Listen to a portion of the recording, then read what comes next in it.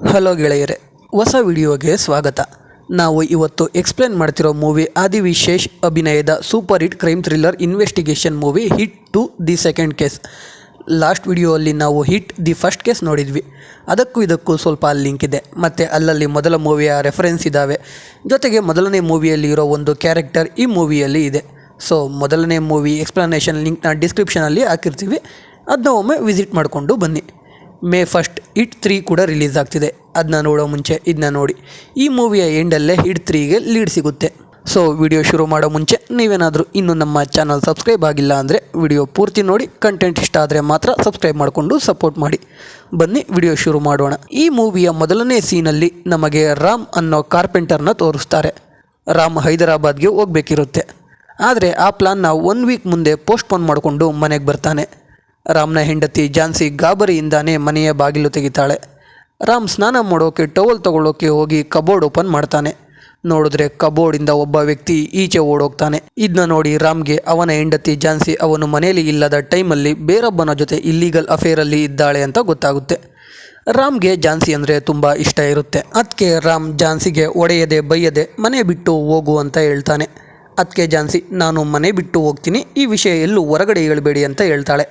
ಮಾರನೇ ದಿನ ಶಾಕಿಂಗ್ ಅನ್ನೋ ಹಾಗೆ ಪೊಲೀಸರು ಬಂದು ರಾಮ್ನ ಅರೆಸ್ಟ್ ಮಾಡ್ಕೊಂಡು ಹೋಗ್ತಾರೆ. ನೋಡಿದ್ರೆ ರಾಮ್ನ ಹೆಂಡತಿ ಝಾನ್ಸಿ ಮದುವೆ ಆಗಿದ್ದರೂ ರಾಮ್ ನನ್ನ ಮೇಲೆ ಮ್ಯಾರಿಟಲ್ ರೇಪ್ ಮಾಡ್ತಿದ್ದಾನೆ ಅಂತ ಪೊಲೀಸರಿಗೆ ಕಂಪ್ಲೇಂಟ್ ಕೊಟ್ಟು ಹರ್ ವೆಲ್ಫೇರ್ ಅಸೋಸಿಯೇಷನ್ ಅನ್ನೋ ಮಹಿಳಾ ಸಂಘದ ಜೊತೆ ಮನೆ ಹತ್ರ ಬಂದು ಪ್ರೊಟೆಸ್ಟ್ ಮಾಡ್ತಾ ಇರ್ತಾಳೆ. ಝಾನ್ಸಿ ಜೊತೆ ಬಂದಿದ್ದ ಮಹಿಳೆಯರು ನಿಜ ಏನೆಂದು ತಿಳಿದುಕೊಳ್ಳದೆ ಎಲ್ಲರ ಮುಂದೆ ರಾಮ್ಗೆ ಅವಮಾನ ಮಾಡ್ತಾರೆ. ಏನೂ ತಪ್ಪು ಮಾಡದೇ ಇದ್ದರೂ ರಾಮ್ಗೆ ಸುಖಾಸುಮ್ಮನೆ ಎಲ್ಲರ ಮುಂದೆ ಅವಮಾನ ಆಗಿ ಪೊಲೀಸರು ಅವನನ್ನು ಅರೆಸ್ಟ್ ಮಾಡಿಕೊಂಡು ಕರ್ಕೊಂಡು ಹೋಗ್ತಾರೆ.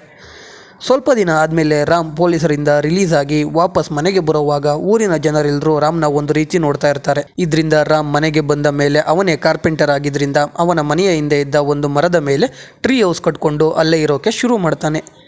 ಇಲ್ಲಿಗೆ ಸೀನ್ ಕಟ್ಟಾಗಿ ಕತೆ ಇವಾಗ ಪ್ರೆಸೆಂಟ್ಗೆ ಬರುತ್ತೆ. ಇಲ್ಲಿ ನಾವು ನಮ್ಮ ಕಥೆಯ ನಾಯಕ ಕೃಷ್ಣದೇವ್ ಅಲಿಯಾಸ್ ಕೇಡಿನ ನೋಡ್ತೀವಿ. ಇವನು ಕೂಡ ಪಾರ್ಟ್ 1 ಹೀರೋ ವಿಕ್ರಮ್ ವರ್ಕ್ ಮಾಡ್ತಿದ್ದ ಹೋಮಿಸೈಡ್ ಇಂಟರ್ವೆನ್ಷನ್ ಟೀಮಲ್ಲಿ ವರ್ಕ್ ಮಾಡ್ತಾ ಇರ್ತಾನೆ. ಆದರೆ ವಿಕ್ರಮ್ ವರ್ಕ್ ಮಾಡ್ತಿದ್ದು ತೆಲಂಗಾಣದಲ್ಲಿ, ಕೇಡಿ ವರ್ಕ್ ಮಾಡ್ತಾ ಇರೋದು ವಿಶಾಖಪಟ್ಟಣಮಲ್ಲಿ. ಕೇಡಿ ಜೊತೆ ಮ್ಯಾಕ್ಸ್ ಅನ್ನೋ ಒಂದು ತುಂಬ ಬುದ್ಧಿವಂತ ನಾಯಿ ಕೂಡ ಇರುತ್ತೆ. ಕೇಡಿ ಎಲ್ಲೇ ಹೋದರೂ ಮ್ಯಾಕ್ಸ್ ಕೂಡ ಅವನ ಜೊತೆನೇ ಹೋಗ್ತಿರುತ್ತೆ. ಇವಾಗ ಕೇಡಿಗೆ ಬೀಚ್ ಹತ್ರ ಒಂದು ಡೆಡ್ ಬಾಡಿ ಸಿಕ್ಕಿದೆ ಅಂತ ಇನ್ಫಾರ್ಮೇಷನ್ ಸಿಗುತ್ತೆ. ಅಲ್ಲಿಗೆ ಕೇಡಿ ಹೋಗ್ತಾನೆ.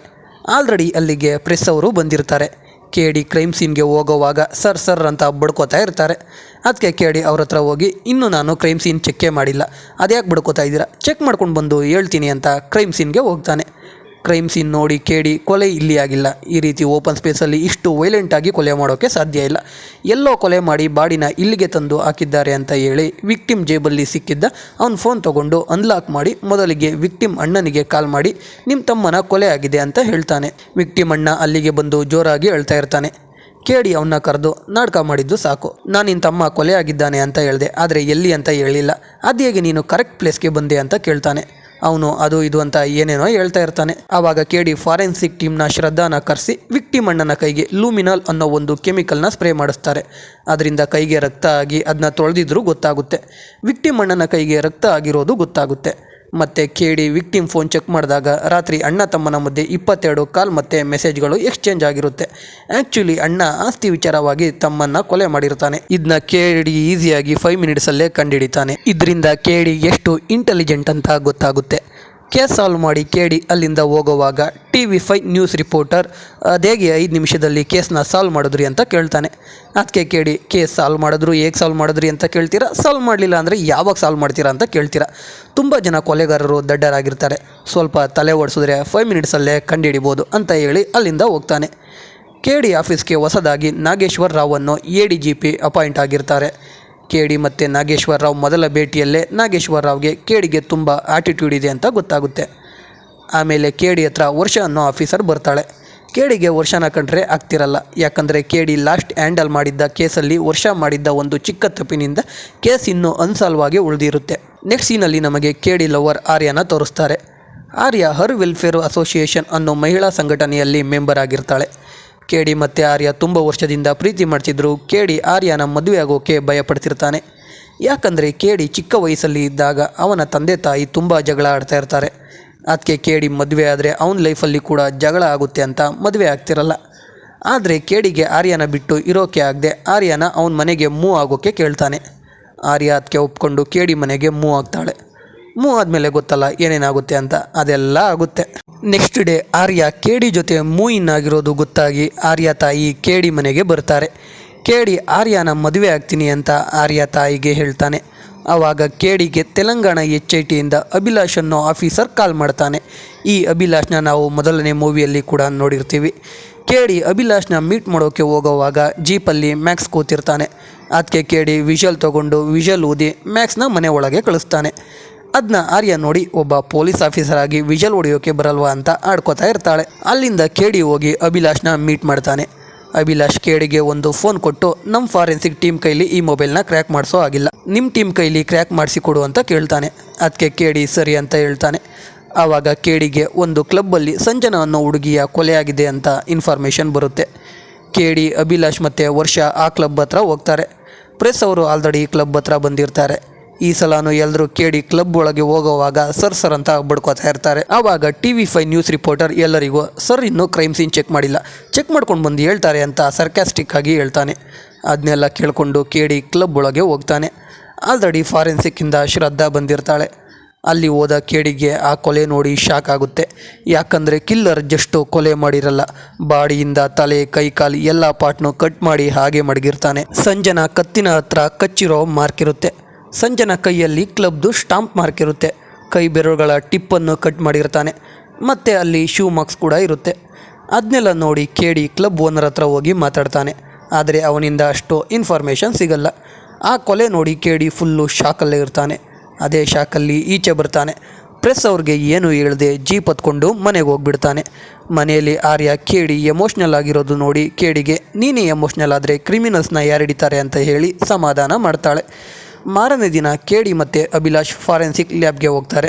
ಅಲ್ಲಿ ಶ್ರದ್ಧಾ ಒಂದು ಶಾಕಿಂಗ್ ನ್ಯೂಸ್ ರಿವೀಲ್ ಮಾಡ್ತಾಳೆ.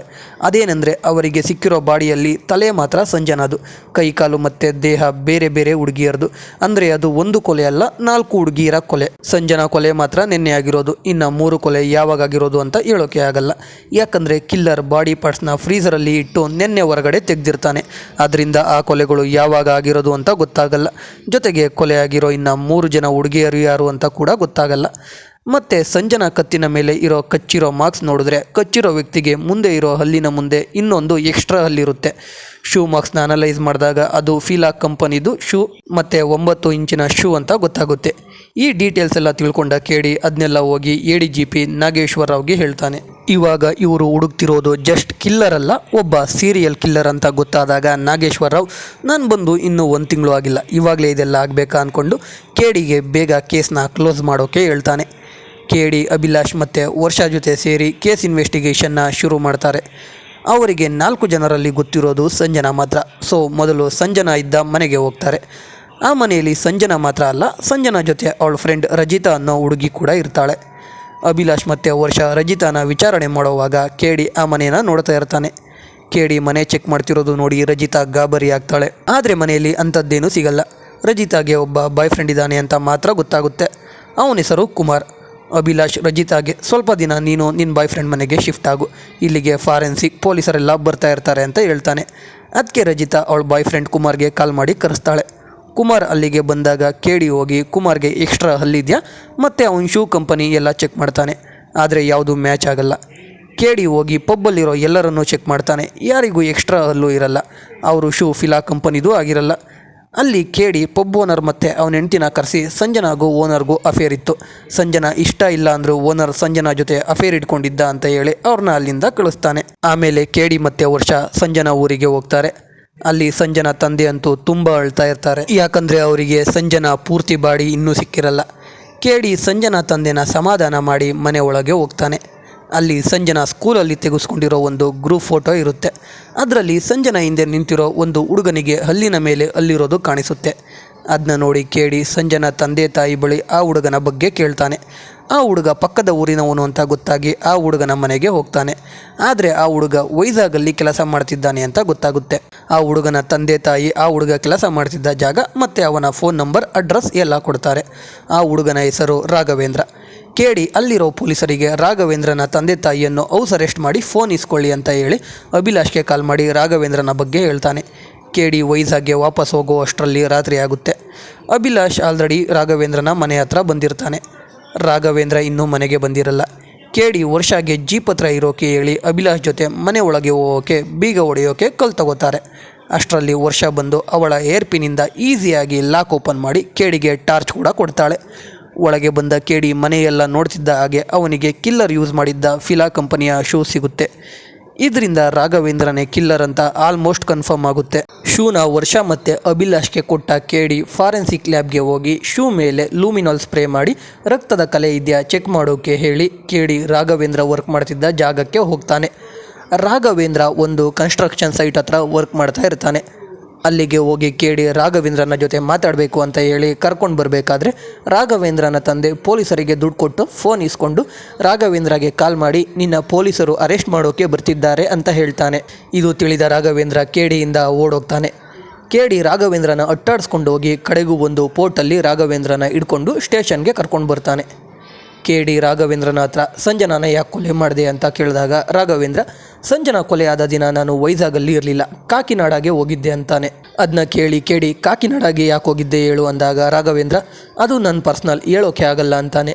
ಅಷ್ಟರಲ್ಲಿ ಫಾರೆನ್ಸಿಕ್ ಲ್ಯಾಬ್ಗೆ ಹೋಗಿದ್ದ ವರ್ಷ ಕಾಲ್ ಮಾಡಿ ರಾಘವೇಂದ್ರನ ಶೂ ಅಲ್ಲಿ ರಕ್ತದ ಕಲೆ ಇದೆ ಅಂತ ಕನ್ಫರ್ಮ್ ಮಾಡ್ತಾಳೆ. ಆದರೆ ರಾಘವೇಂದ್ರ ನಾನು ಕೊಲೆ ಮಾಡಿಲ್ಲ, ನಾನು ಅವತ್ತು ಕಾಕಿನಾಡಾಗೆ ಹೋಗಿದ್ದೆ ಅಂತ ಹೇಳ್ತಾನೆ. ಆದರೆ ಕಾಕಿನಾಡಾಗೆ ಯಾಕೆ ಹೋಗಿದ್ದ ಅಂತ ಮಾತ್ರ ಹೇಳಲ್ಲ. ಅವತ್ತಿನ ದಿನ ರಾತ್ರಿ ಕೇಡಿ ಅಭಿಲಾಷ್ನ ಕರ್ಕೊಂಡು ಮನೆಗೆ ಹೋಗ್ತಾನೆ. ಅಲ್ಲಿ ಆರ್ಯ ಅವಳು ಪ್ರೆಗ್ನೆಂಟ್ ಅಂತ ಕೇಡಿಗೆ ಹೇಳ್ತಾಳೆ. ಊಟ ಮಾಡೋವಾಗ ಕೇಡಿ ಆ ವಿಷಯನ ಆರ್ಯ ತಾಯಿಗೆ ಹೇಳ್ತಾನೆ. ಅದಕ್ಕೆ ಆರ್ಯ ತಾಯಿ ಮೊದಲು ಇವರಿಬ್ರಿಗೂ ಮದುವೆ ಮಾಡಿಸ್ಬೇಕು ಅಂತ ಹೇಳ್ತಿರ್ತಾರೆ. ಆಮೇಲೆ ಫಾರೆನ್ಸಿಕ್ಕಿಂದ ಒಂದು ಫೈಲ್ ಬರುತ್ತೆ. ಅದು ಅಭಿಲಾಷ್ ಕೊಟ್ಟಿದ್ದ ಫೋನ್ ಕ್ರ್ಯಾಕ್ ಮಾಡಿರೋ ಡೀಟೇಲ್ಸ್ ಇರುತ್ತೆ. ಅದನ್ನ ಕೇಡಿ ಅಭಿಲಾಷ್ಗೆ ಕೊಡ್ತಾನೆ. ಅಭಿಲಾಷ್ ಅದನ್ನ ಓಪನ್ ಮಾಡಿ ಅದನ್ನೆಲ್ಲ ಚೆಕ್ ಮಾಡಿ ಅಭಿಲಾಷ್ ತೆಲಂಗಾಣ HITಯಲ್ಲಿದ್ದ ಅವನ ಐಆರ್ ಆಫೀಸರ್ಗೆ ಕಾಲ್ ಮಾಡಿ ವಿಕ್ರಮ್ ಮೇಲೆ ಶೂಟೌಟ್ ಮಾಡಿಸಿರೋದು ವಿಶ್ವನಾಥೆ ಅಂತ ಹೇಳ್ತಾನೆ.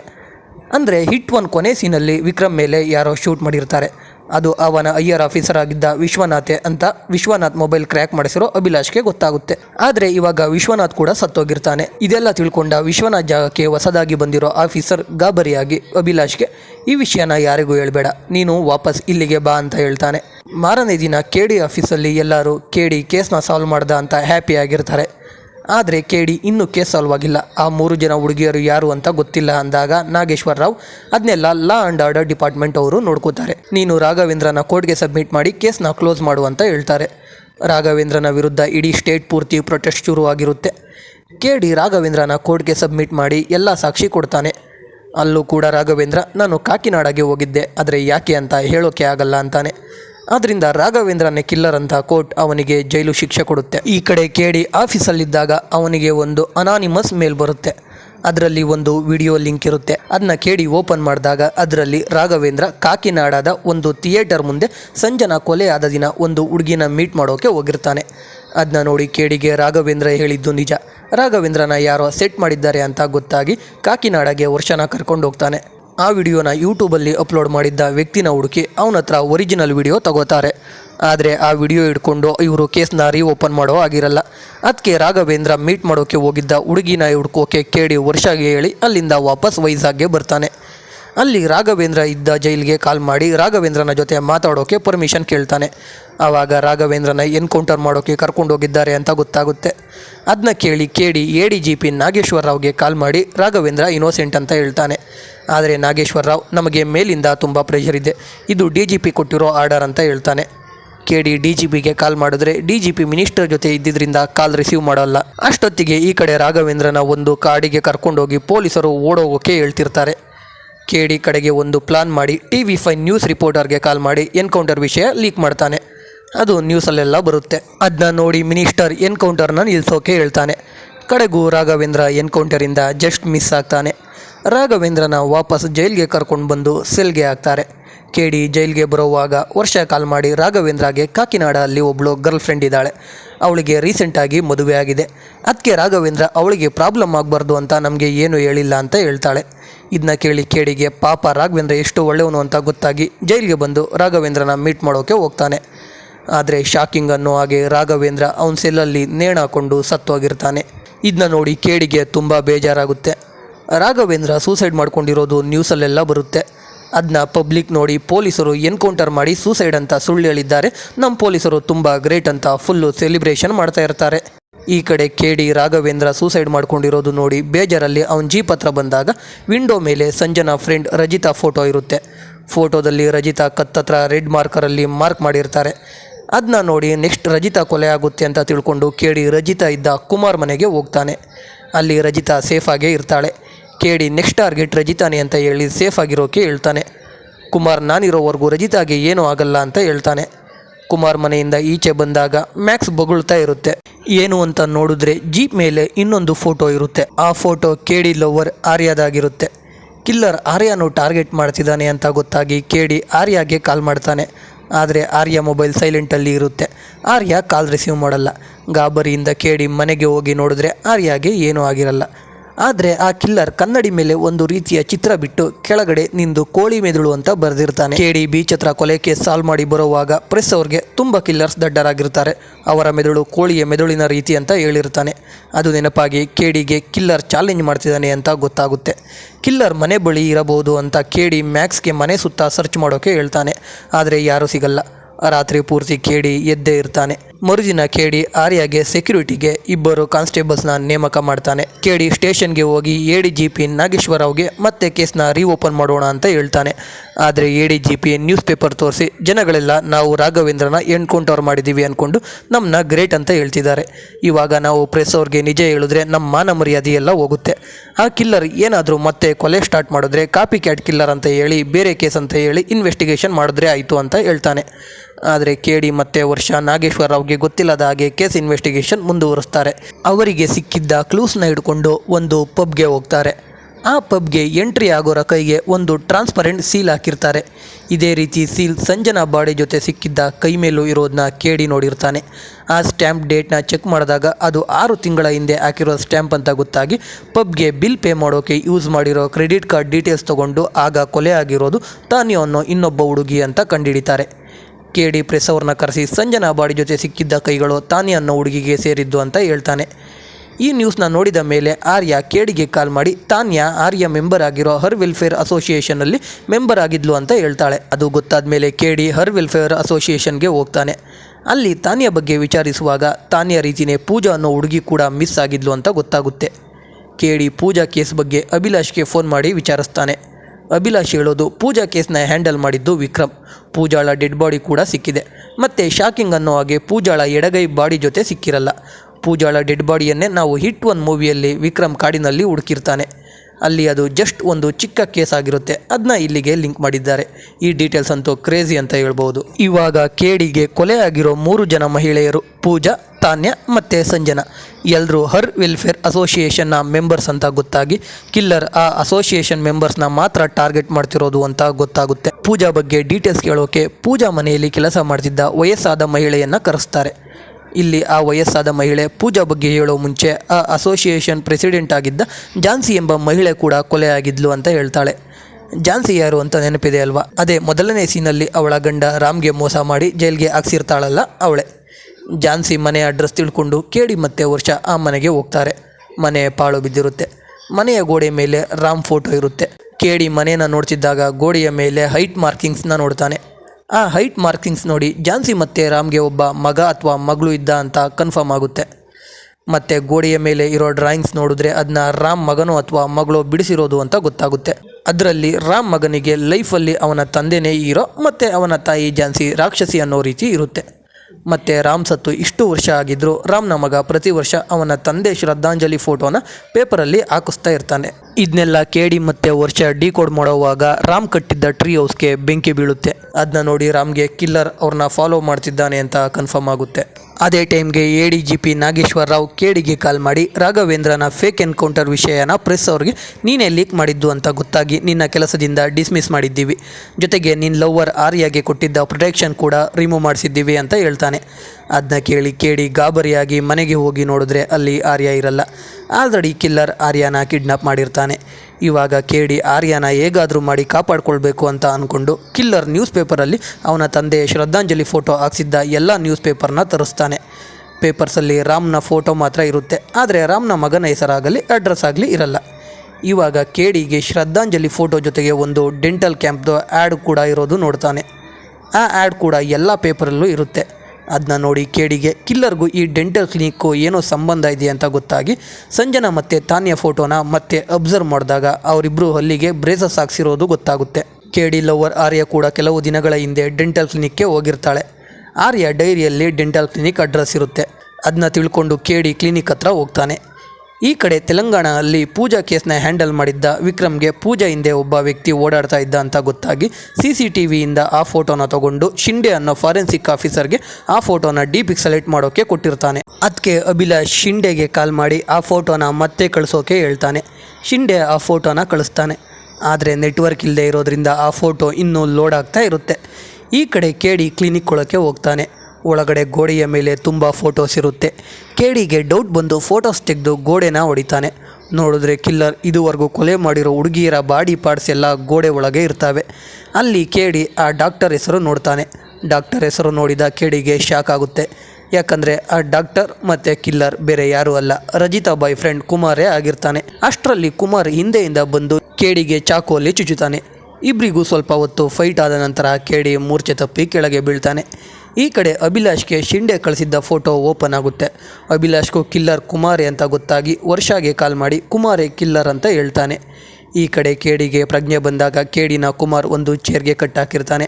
ಆರ್ಯನ ಕೂಡ ಒಂದು ಚೇರ್ಗೆ ಕಟ್ಟಾಕಿ ಅವಳ ಕೈನ ಚಾಕುವಲ್ಲಿ ಕುಯ್ತಾನೆ. ಆವಾಗ ಕೇಡಿ ಕುಮಾರ್ಗೆ ಯಾಕೆ ಕೊಲೆ ಮಾಡ್ತಿದ್ದೀಯಾ ಅಂತ ಕೇಳ್ತಾನೆ.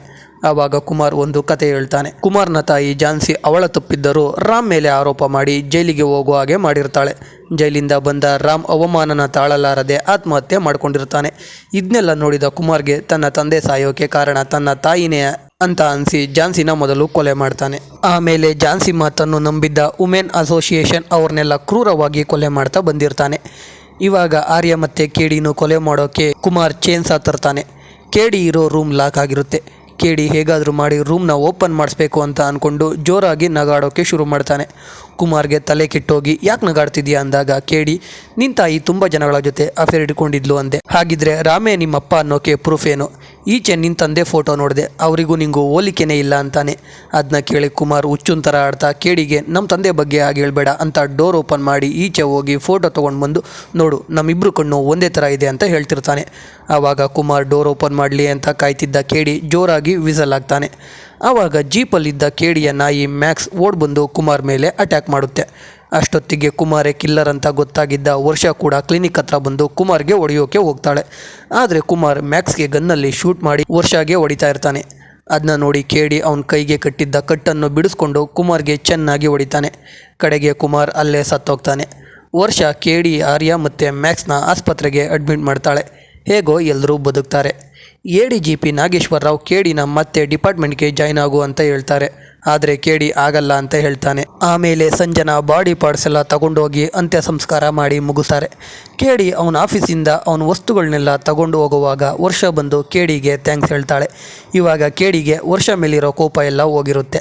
ಅಲ್ಲಿ ಕೇಡಿ ವರ್ಷಗೆ ನಿನಗೆ ಕುಮಾರ್ ಕ್ಲಿನಿಕ್ ಅಡ್ರೆಸ್ ಹೇಗೆ ಗೊತ್ತಾಯಿತು ಅಂತ ಕೇಳ್ತಾನೆ. ಆವಾಗ ವರ್ಷ ನೀವು ನನ್ನ ಮೇಲೆ ಕೋಪ ಮಾಡ್ಕೊಂಡಿದ್ರಿ ಅಲ್ವಾ, ಅದಕ್ಕೆ ನಾನು ನಿಮ್ಮ ಜೀಪ್ಗೆ ಟ್ರ್ಯಾಕರ್ ಹಾಕಿದ್ದೆ ಅಂತ ಹೇಳಿ ಜೀಪಿಂದ ಟ್ರ್ಯಾಕರ್ ತೊಗೊಂಡು ಹೋಗ್ತಾಳೆ. ಕಡೆಗೆ ಕೇಡಿ ಜೊತೆ ಆರ್ಯ ಮದುವೆ ಆಗುತ್ತೆ. ಮದುವೆಗೆ ತೆಲಂಗಾಣ HITಯ ADGP ಬಂದಿರ್ತಾನೆ. ಇವಾಗ ಕೇಡಿ ತೆಲಂಗಾಣ HITಗೆ ಜಾಯ್ನ್ ಆಗಿರ್ತಾನೆ. ಇವಾಗ ಕೇಡಿ ವೈಜಾಗ್ HITಯಿಂದ ಡಿಸ್ಮಿಸ್ ಆಗಿದ್ದಕ್ಕೆ ಅಲ್ಲಿಗೆ ಹೊಸದಾಗಿ ಅರ್ಜುನ್ ಸರ್ಕಾರ್ ಅನ್ನೋ ಆಫೀಸರ್ ಬಂದಿರ್ತಾನೆ. ಅರ್ಜುನ್ ಸರ್ಕಾರ್ ತುಂಬ ಬ್ರೂಟಲ್ ಆಫೀಸರ್. ಅವನ ಮೇಲೆ 16 ಎನ್ಕ್ವೈರೀಸ್, 6 ಟ್ರಾನ್ಸ್ಫರ್ಸ್ ಮತ್ತು 3 ಸಸ್ಪೆನ್ಷನ್ ಇರುತ್ತೆ. ಅರ್ಜುನ್ ಸರ್ಕಾರ್ ಕೂಡ ಮದುವೆಗೆ ಬರ್ತಾನೆ. ಮದುವೆಗೆ ಬರೋ ಮುಂಚೆ ಕೂಡ ಒಬ್ಬ ಕ್ರಿಮಿನಲ್ಗೆ ಚೆನ್ನಾಗಿ ಹೊಡೆದು ಅವನ ಜೀಪ್ಗೆ ಹಾಕ್ಕೊಂಡು ಮದುವೆ ಮನೆಗೆ ಬಂದಿರ್ತಾನೆ. ಬಂದು ಕೇಡಿಗೆ ಕಂಗ್ರಾಟ್ಸ್ ಹೇಳಿ ಅಲ್ಲಿಂದ ಹೋಗ್ತಾನೆ. ಇಲ್ಲಿಗೆ ಮೂವಿ ಮುಗಿಯುತ್ತೆ. ಅರ್ಜುನ್ ಸರ್ಕಾರ್ ಸ್ಟೋರಿನೇ ನಾವು May 1 ರಿಲೀಸ್ ಆಗ್ತಿರೋ ಹಿಟ್ ದಿ ಥರ್ಡ್ ಕೇಸಲ್ಲಿ ನೋಡೋದು.